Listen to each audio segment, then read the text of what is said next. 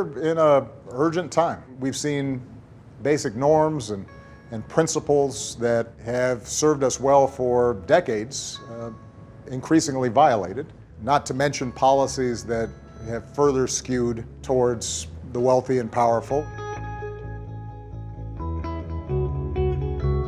I'm here at the campus of University of Illinois in Champaign-Urbana talking to young people about why this election matters. And obviously a lot of them are reading the headlines and trying to figure out what in the heck has happened to our government. But what I've told them is they shouldn't be discouraged.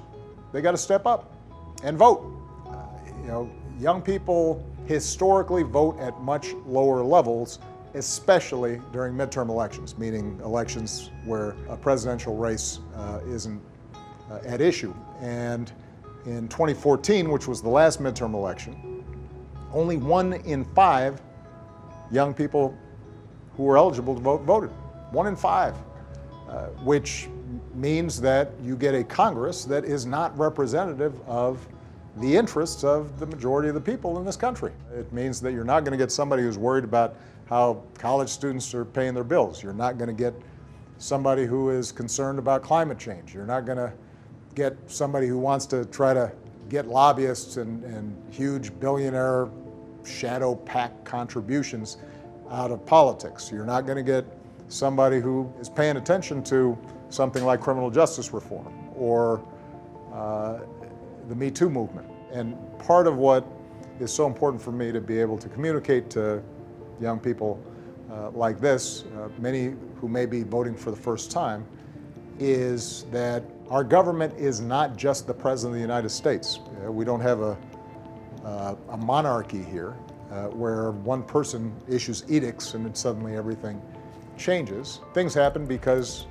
you have not just a president, but a Congress and a state legislature and governors and a whole host of elected officials who are constantly determining whether or not our criminal justice system is treating everybody fairly, or whether or not workplace discrimination laws and equal pay laws for women are being enforced, and is determining whether or not we're protecting that lake or that stream from pollution. That power is dispersed across levels of government. And a lot of times young people are only interested when it's a presidential race. This is one of those moments where we have to make sure they understand that it's a lot more than just the presidency. And if you're concerned about what we've been seeing out of the White House over the last couple of years, and I think we're seeing some unprecedented behavior that violates norms that in the past have been observed by both Democrats and Republicans.